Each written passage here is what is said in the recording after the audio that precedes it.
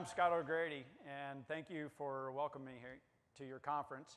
That was probably the shortest and best introduction I've ever had in my life.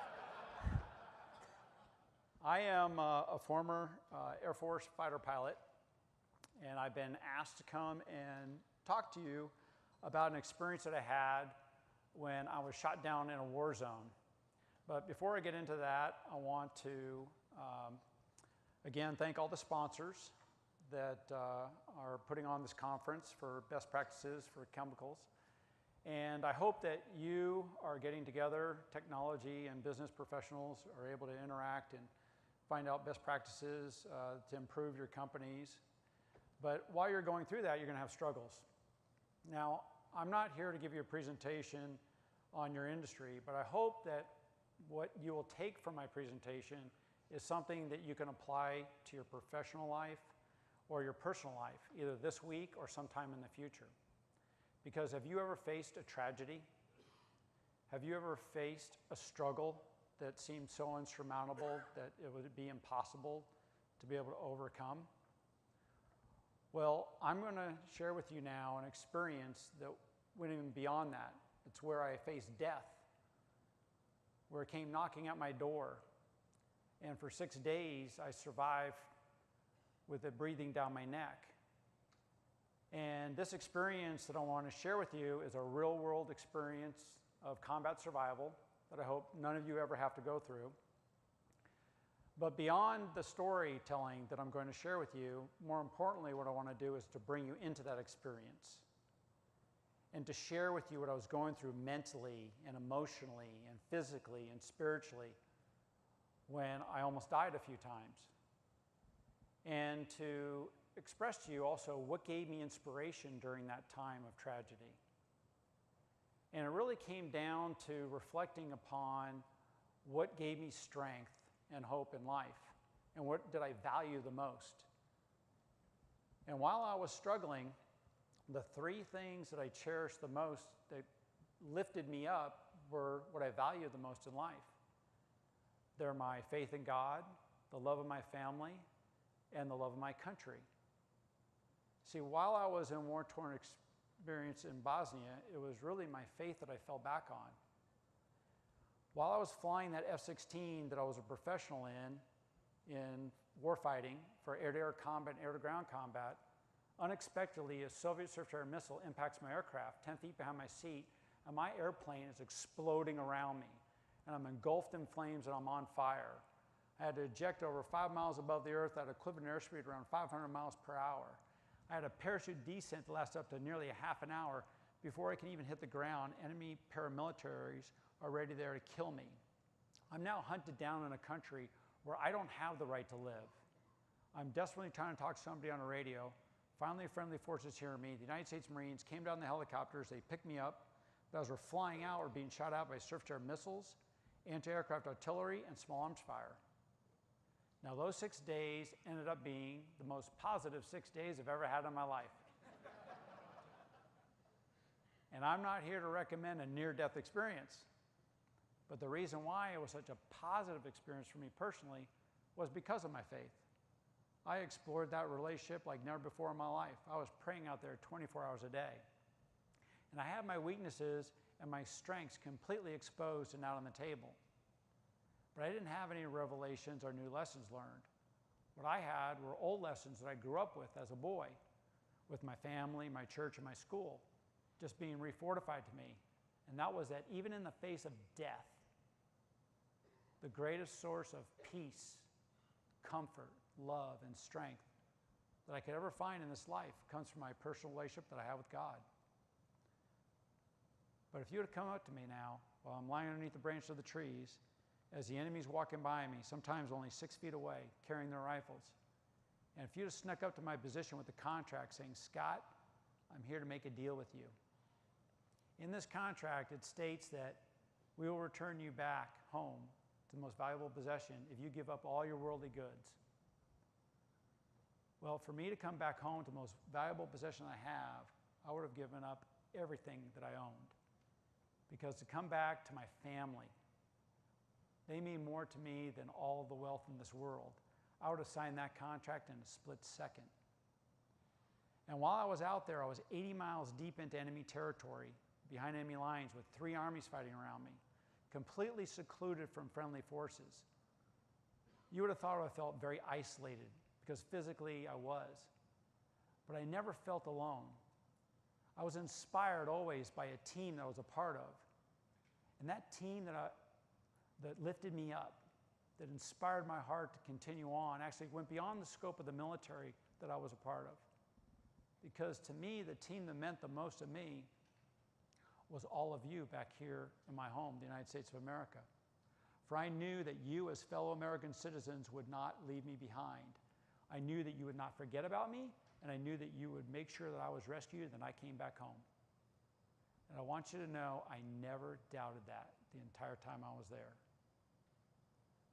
And to this day, I don't know how I can stand here even now and tell you in words as to how much that meant to me. Knowing that while I was wearing our nation's uniform, surviving in a war zone halfway around the world from the United States of America, that I had your support meant everything to me. And whether you knew it or not at that moment, all of you here today were part of that inspiration that helped save my life. And I want to personally thank you for that.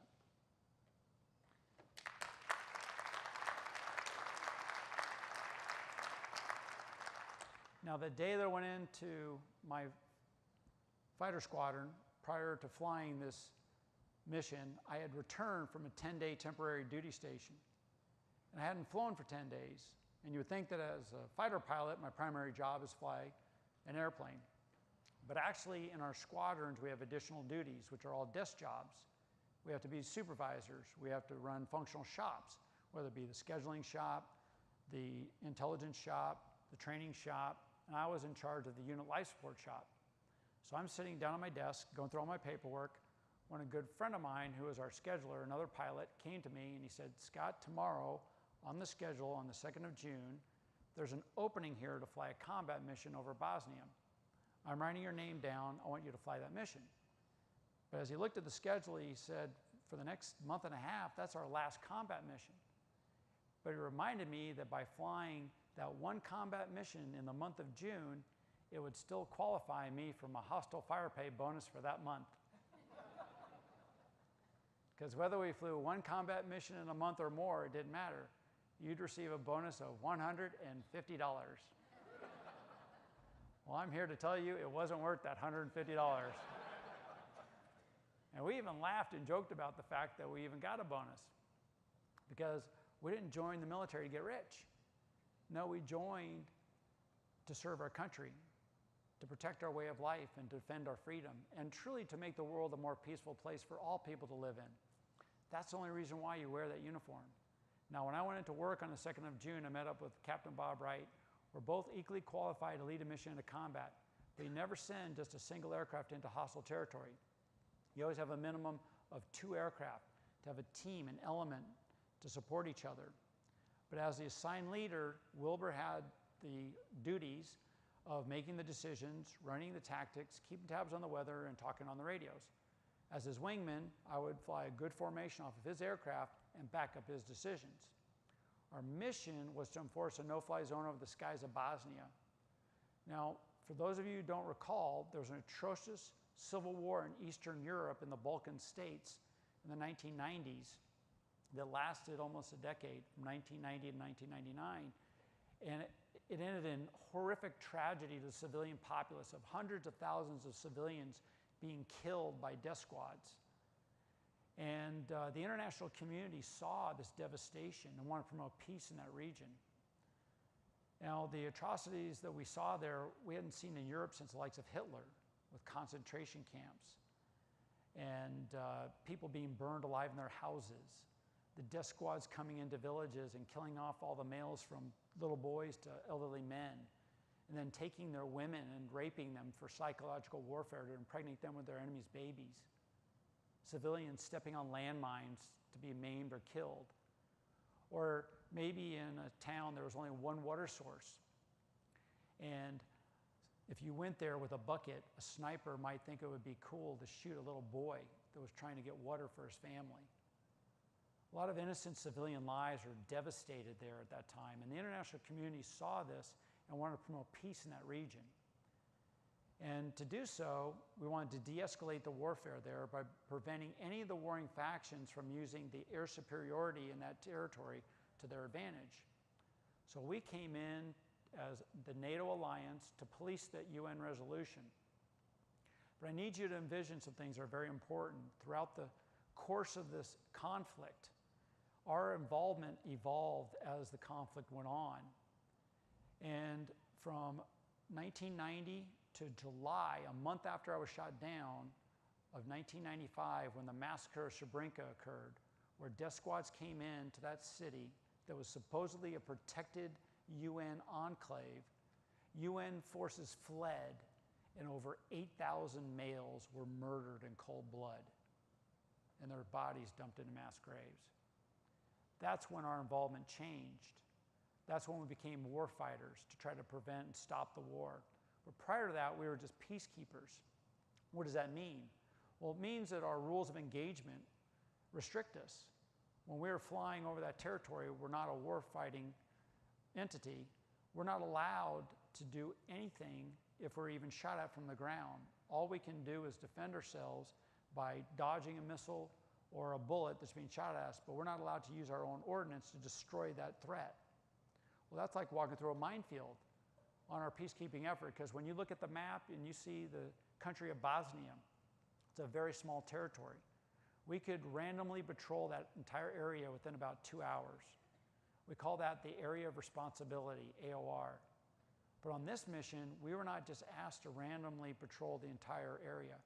We were specifically just to stay and monitor the northwest corner, because an airstrike had come out of an airfield over in Croatia into Bosnia a year and 4 months prior, and they had dropped bombs on people on the ground using their air superiority. And we intercepted those aircraft and we shot down 5 of them. That was the very first time that NATO as an alliance took military action, on the 28th of February, 1994. And we wanted to make sure that they wouldn't do that again. So to monitor that airfield, we're able to have aircraft on station. We fly in an oval pattern, like a combat air patrol, like a racetrack. And we knew when intel would tell us when we're flying those missions, we had missile sites that could threaten us off to our west, to our north, and our northeast, but we knew we were away from their lethal rings. But what we didn't realize is that the enemy saw us flying in this predictable pattern for over a year's time, brought in a mobile radar guided missile site called an SA-6. The Russians designed it for shooting down very maneuverable aircraft, put it right below where we're flying all the time, camouflaged it to set up a trap, and unfortunately, I'm the one that gets caught in their trap. We're flying in a formation we call tactical line abreast. That means we're actually parallel to each other. We're about 1.5 miles to 2 miles apart. We have an altitude stack. We can look behind each other to make sure that no enemy aircraft sneak up from behind us. We're looking out for enemy aircraft with our radar and our onboard lookout. When I remember Wilbur calling on the radio and he said, "Basher 5-1 threat east." I looked inside my aircraft at my threat warning system. Didn't have an indication. His warning went away within seconds. But not only are we talking to each other, we're on an open frequency and there's an airborne command post. It's not an AWACS aircraft. It doesn't have the same technology in it, but it's similar to it. It's a NATO airborne early warning system. It has to radio up to the U-2 reconnaissance spy plane and other intelligence gathering networks to see, was there an enemy radar emitting that threatened our position? Well, if the word had come back that we were on top of a missile site, we would have left that area. Instead, we were told we were in the clear, so we thought. As we come up to the Croatian border, we can't cross that for political reasons. We turn back eastbound.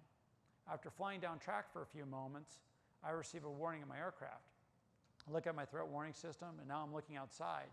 I call out, "Basher 5-2, threat east." I never saw the missile. From the time I get an uncorrelated lock to where the missile impacts is about 6 seconds. I'm shortly underneath a parachute right after that. I never had enough time to go through a defensive maneuver, and my thumb's coming down to hit the decoy button to put out a decoy of chaff for the radar, when I see a red flash goes off the right side of my aircraft, and then bam, the missile hits my airplane. Now, it wasn't until after I'm rescued, or I'm in the hospital, where I can talk to Wilbur on the phone for the first time and ask him what happened during that missile engagement. I didn't see the missile. He said 2 missiles were shot and that they came up from underneath us. So the first one went right in between our formation. The second one came up, hit dab smack in the belly of your aircraft. I saw the airplane explode into pieces. The nose section sheared off on fire and it fell off into the clouds to where I never saw you eject and I never saw a parachute and I thought you were dead. And I said, wow, that must have been incredible to watch. How cool is that? Nobody gets to see that in real life. And we started laughing about it. And then I thought, wait a minute, that's not really that funny. That's a moment in my life where I almost died. Well, the only thing I can conclude about laughing about a near-death experience is that in our lives we're going to have good times that we can always cherish, but we're also going to face tragedies and difficulties and challenges. And no matter where you are on the roller coaster ride of life, I think it's important to maintain a sense of humor about things. Because when that cockpit started to break apart in front of me, I'm immediately engulfed in flames. And I thought I was dead right then and there. And I prayed and said, dear God, if this would be the end of my life, I really don't want it to be, but please, I'm in your hands. And in a millisecond, though, my life just went right before my eyes. And I reached for that ejection handle as fast as humanly possible. And when I pulled that handle, I was actually ejected out parallel with the horizon with pieces of the debris of the aircraft flying around me.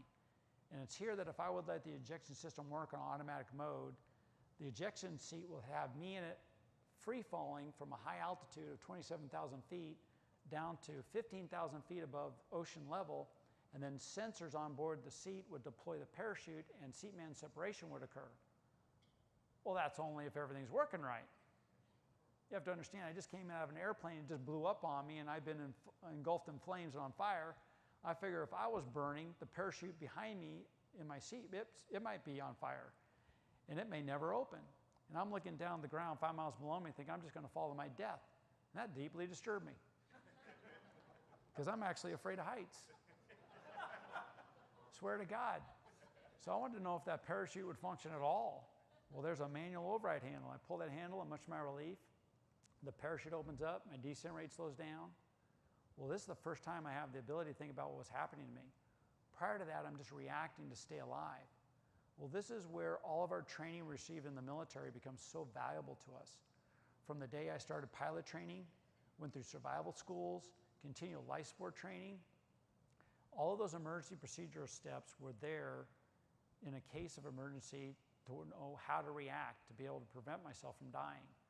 So going through my checklist of checking canopy, visor, mask, C-kit, LPU 409 release was just instinctive at that point.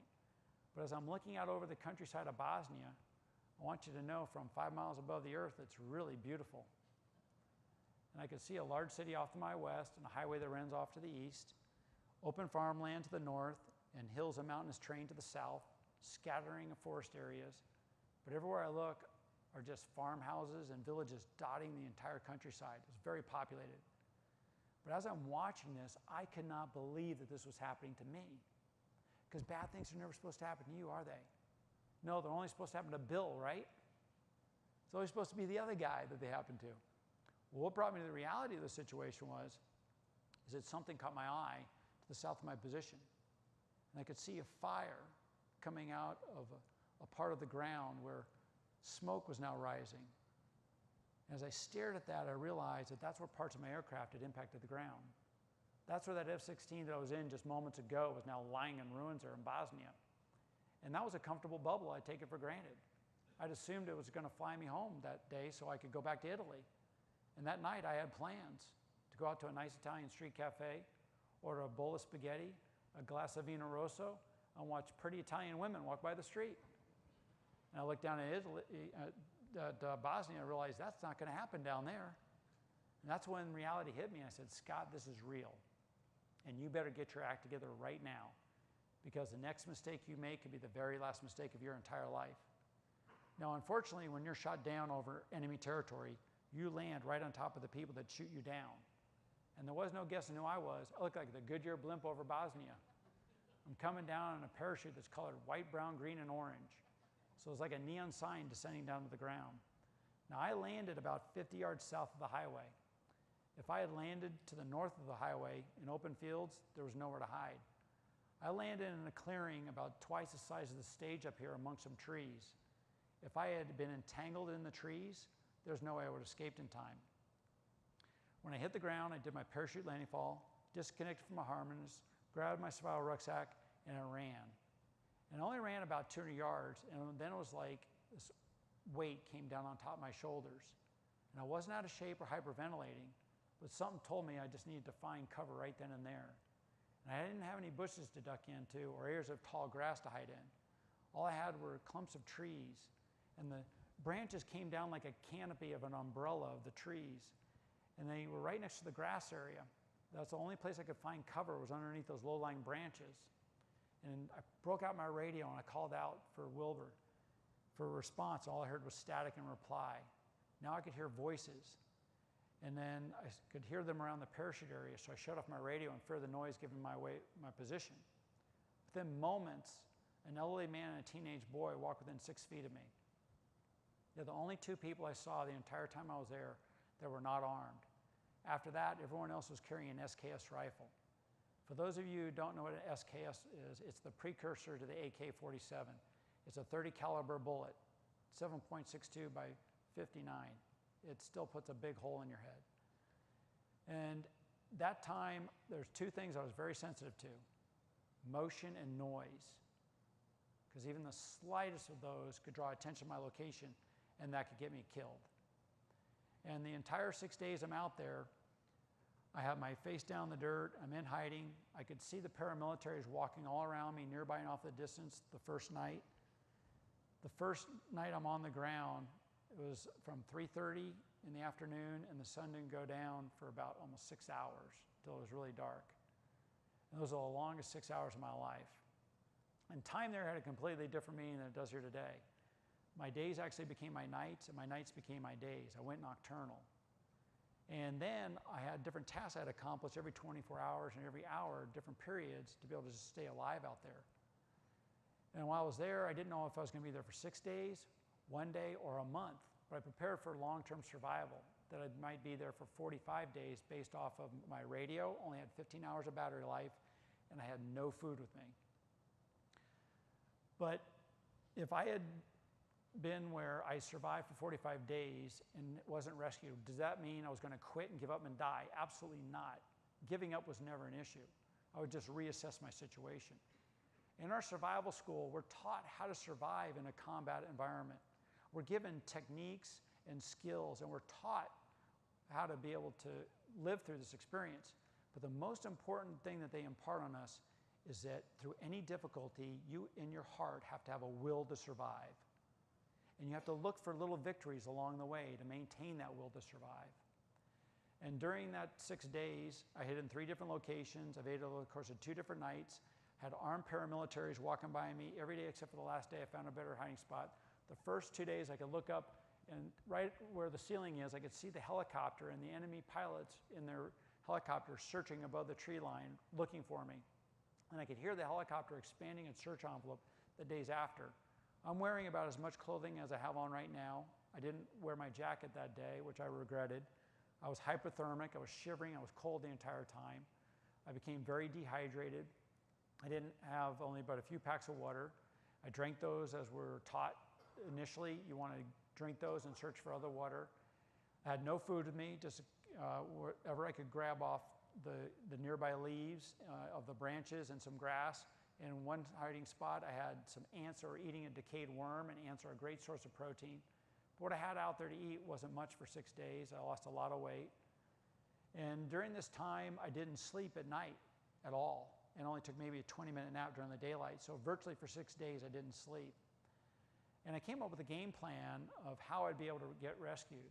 And I put different priorities and tasks in place to be able to do so. And I knew I needed to get up to higher terrain because the line of sight of my radio was being restricted by the valley that I was in. And all the aircraft that were now trying to patrol the area were being placed out over the ocean, about 80 miles away from my position. That happens to be about the max range of my line of sight of my radio. And it took me 2 nights of evading to get up to higher terrain where that radio could work better at a higher position. When you're evading through a war zone, especially at night, it's very difficult and you get disorientated through the forest. Everything is so dark. And I had a compass and I had a GPS to guide me, but the most useful thing I had to guide me through that war zone was actually something I learned when I was a boy at camp. When I was taught to look up at the stars, and in the northern hemisphere I can find the Big Dipper, and that points me to the North Star. And that North Star, Polaris, became my compass. And the same North Star I saw as a boy in camp I found in that war zone.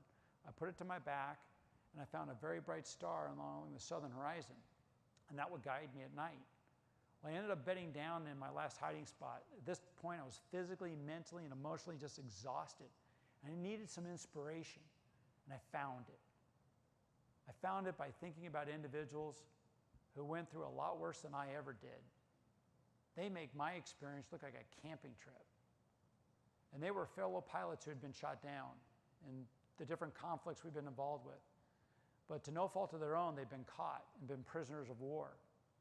I specifically thought about those that served during Vietnam. My father's a Vietnam veteran, and Vietnam veterans are my heroes. That's why I wanted to join the military, because I revere them. And I thought about those that were Vietnam veterans that might have been in southern Vietnamese jungle camps with the Viet Cong,